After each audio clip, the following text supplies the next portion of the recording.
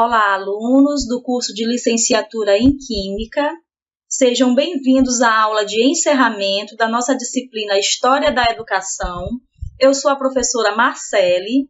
Na aula de hoje, nós faremos um apanhado geral de tudo que foi visto, de tudo que foi falado em nossa disciplina. Tá? A nossa disciplina ela foi dividida em 4 unidades, sendo que a unidade 1 teve como tema História da Educação, Homem, Educação e Sociedade em Análise. A unidade 2 falou sobre a educação da antiguidade à contemporaneidade. A unidade 3 teve como tema a educação brasileira, história e seus desafios. E na unidade 4, nós vimos as novas tecnologias, o mundo do trabalho e a escola. Revendo a nossa unidade 1, nós tratamos principalmente sobre os conceitos básicos, da nossa disciplina. Vimos como o conceito de história é a ciência que estuda o homem no tempo e tudo que o homem produziu ou influenciou é um artefato passível de ser historicizado, segundo o Bloch 2001. A educação é o processo pelo qual uma pessoa ou um grupo de pessoas adquirem conhecimentos gerais, científicos, artísticos, técnicos ou especializados, com o objetivo de desenvolver sua capacidade ou aptidões. Vimos que a história da educação tem como objeto de estudo a educação e suas relações com a sociedade ao longo do tempo.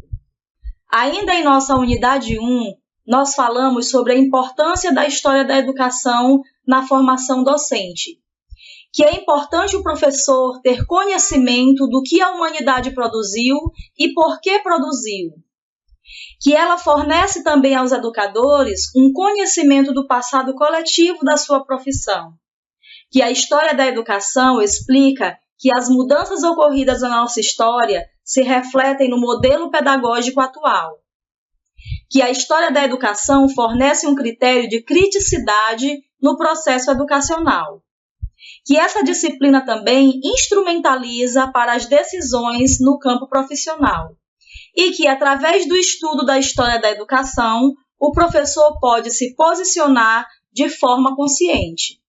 Complementando a nossa unidade 1, nós tivemos também considerações sobre filosofia e educação. Nós vimos que as relações entre educação e filosofia parecem ser quase naturais. Enquanto a educação trabalha com o desenvolvimento dos jovens e das novas gerações de uma sociedade, a filosofia é a reflexão sobre o que e como devem ser ou desenvolver estes jovens e esta sociedade. Filosofia e educação são 2 fenômenos que estão presentes em todas as sociedades.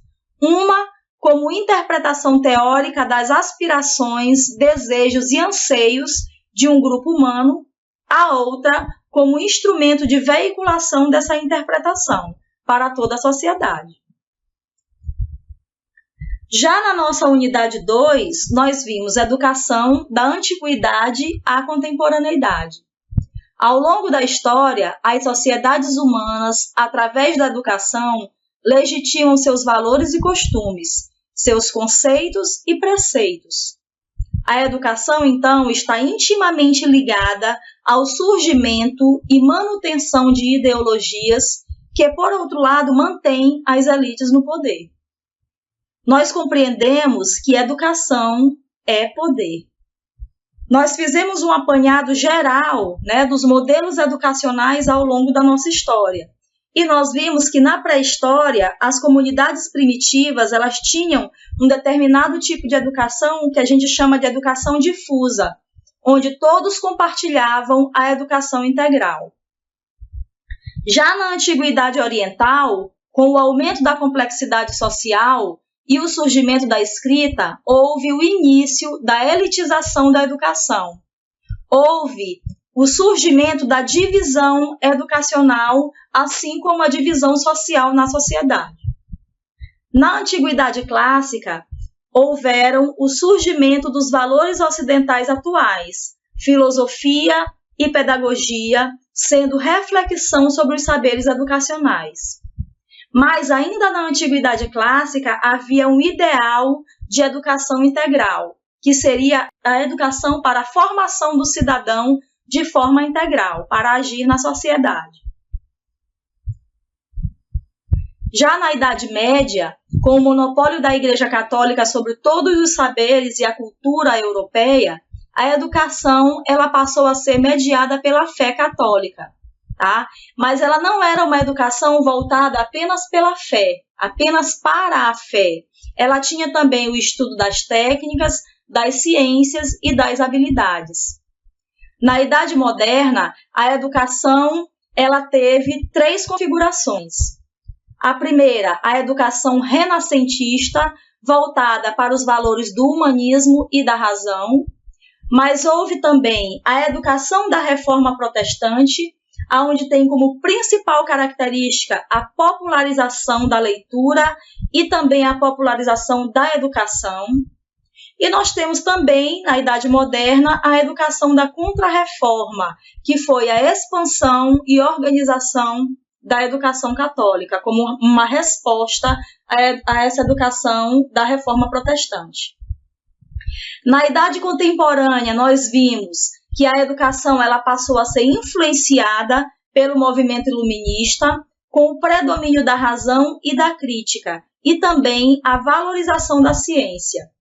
Ou seja, uma constituição do modelo de escola para todos, né, que prevalece até os dias atuais. Em nossa unidade 3, nós falamos sobre a educação brasileira, a sua história e principalmente seus desafios.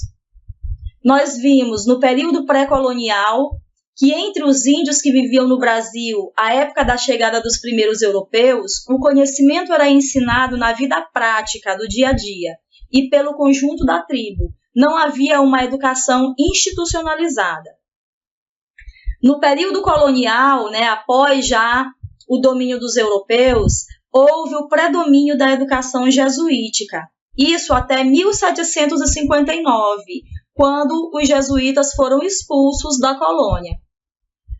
A partir de então, houve grande influência das políticas do Marquês de Pombal na organização do ensino, tanto em Portugal quanto também na colônia. No Brasil do período do Império, houve uma intenção de se estender a educação primária gratuita para todos e também a organização do ensino em 4 graus de instrução: pedagogias, liceus, ginásios e academias. Nós vimos também, nessa unidade 3, que no período da Primeira República, que foi de 1889 a 1929, os avanços educacionais eles se limitaram apenas à cidade do Rio de Janeiro, que era a capital federal nesse período. Então, houveram várias reformas, mas todas foram apenas limitadas à cidade do Rio de Janeiro.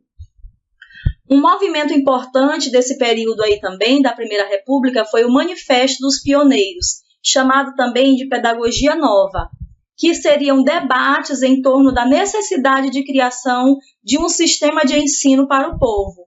Porém, apesar desses debates, não foi levado a uma reforma significativa que levasse essa educação e esse sistema de ensino para o povo. Após isso, nós tivemos também o período do Estado Novo, que foi o governo de Getúlio Vargas, onde houve um grande investimento na indústria, né, e a necessidade de preparação de mão de obra para essa indústria. Tá? Surgiu também nesse período uma dualidade educacional, a educação propedêutica ou generalista, né, voltada para o prosseguimento dos estudos, que era destinada à elite, e a educação profissionalizante, que era a educação voltada para o trabalho nessas indústrias, e essa educação era destinada para o povo. Em nossa unidade 3, nós também, a educação brasileira, a história e seus desafios, nós falamos também sobre as tendências pedagógicas na prática escolar. Né? Nós vimos que as tendências pedagógicas brasileiras elas se dividem em tendências liberais e tendências progressistas.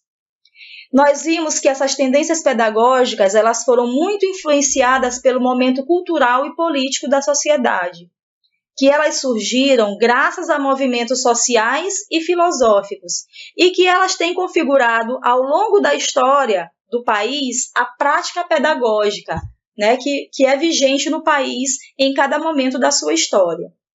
Já na nossa unidade 4, nós falamos sobre as novas tecnologias, mundo do trabalho e a escola.